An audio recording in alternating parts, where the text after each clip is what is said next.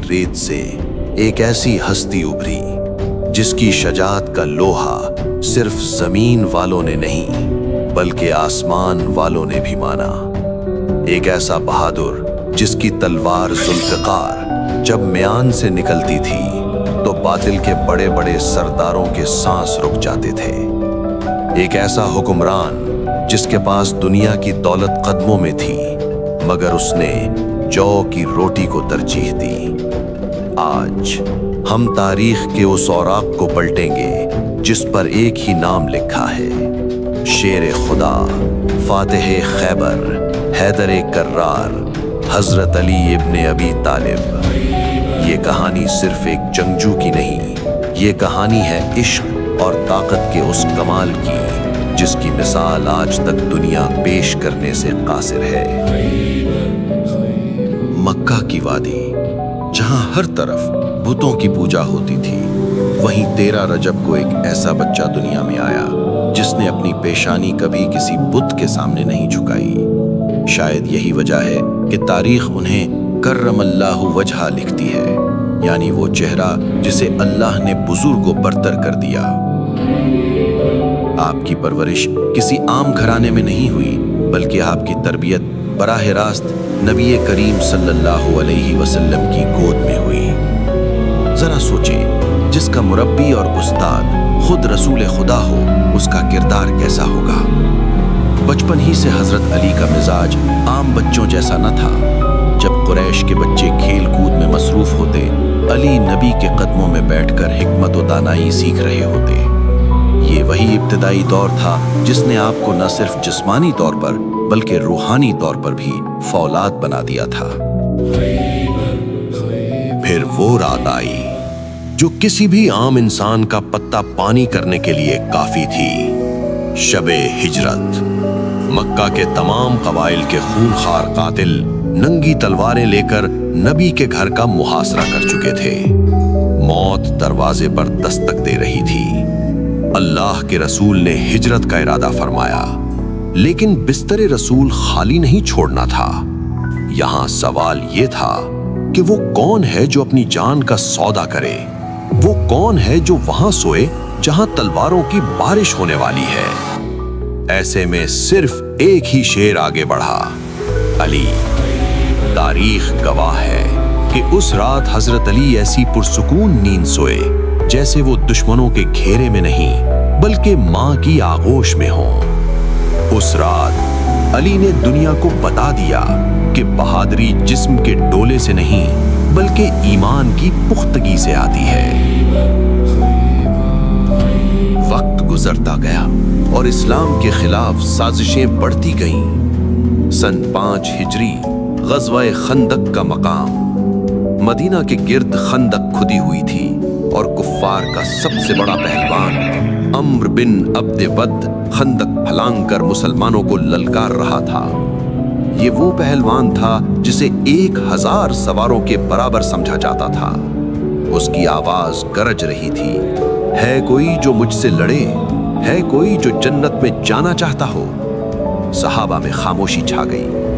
3 बार नबी ने आवाज दी और तीनों बार सिर्फ एक ही नौजवान खड़ा हुआ, अली।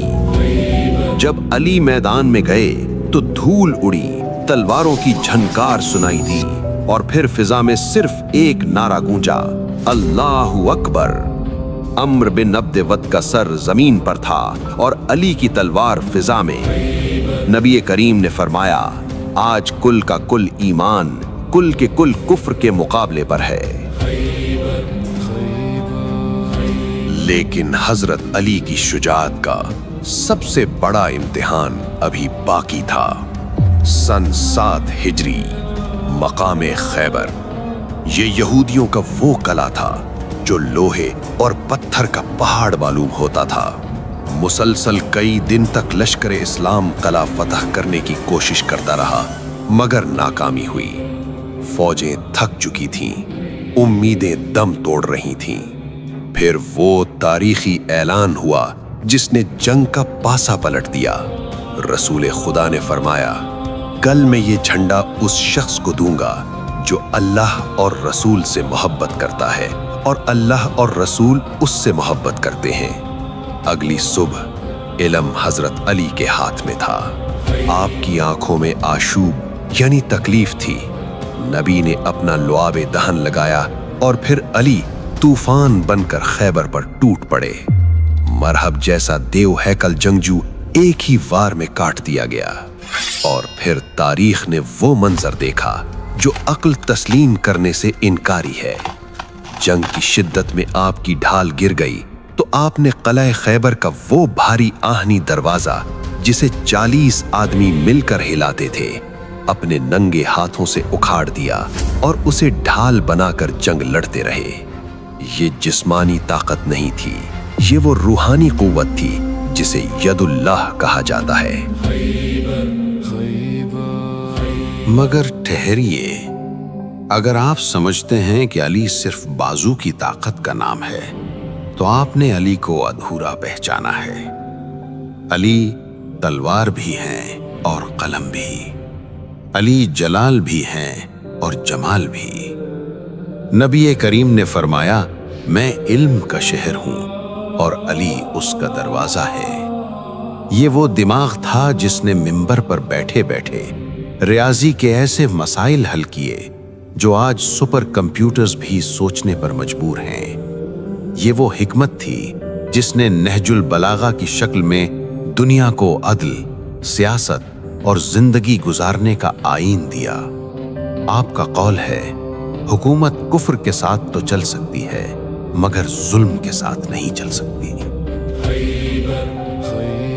جب آپ وقت کے خلیفہ بنے تو آدھی دنیا آپ کے زیر نگیں تھی، مگر اے دنیا کے حکمرانوں، دیکھو اس بادشاہ کو جس کے کرتے پر پیوند لگے ہوتے تھے، جو بیت المال کی حفاظت اپنی جان سے زیادہ کرتے تھے۔ ایک مشہور واقعہ ہے، جب ایک شخص آپ سے ذاتی بات کرنے آیا تو آپ نے سرکاری چراغ بجھا دیا اور اپنا ذاتی چھوٹا سا دیا جلا لیا۔ اس نے وجہ پوچھی تو فرمایا، پہلے میں مسلمانوں کے تیل یعنی پیسے کی روشنی میں سرکاری کام کر رہا تھا، اب یہ میری ذاتی گفتگو ہے، میں قوم کا پیسہ اپنی ذات پر خرچ نہیں کر سکتا۔ یہ تھا وہ معیار عدالت جس کی مثال آج پوری انسانیت ڈھونڈ رہی ہے۔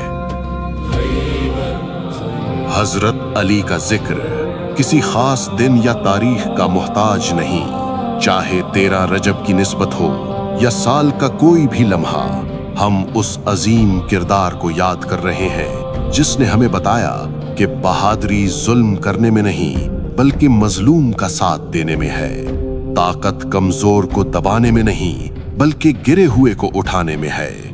چاہے خیبر کا میدان ہو یا کوفہ کی مسجد، علی کا کردار رہتی دنیا تک حق اور سچ کا استعارہ رہے گا۔ سلام ہو شیر خدا پر۔ اگر آپ کو شیر خدا کی یہ ایمان افروز داستان پسند آئی تو ویڈیو کو لائک کریں اور کمنٹ میں سبحان اللہ یا اپنی عقیدت کا اظہار ضرور کریں۔ ہمیں بتائیں کہ آپ حضرت علی علیہ السلام کی زندگی کے کس پہلو سے سب سے زیادہ متاثر ہیں۔ ایسی مزید ویڈیوز کے لیے چینل کو سبسکرائب کرنا نہ بھولیں۔ اللہ ہم سب کا حامی و ناصر ہو۔ السلام علیکم ورحمۃ اللہ وبرکاتہ۔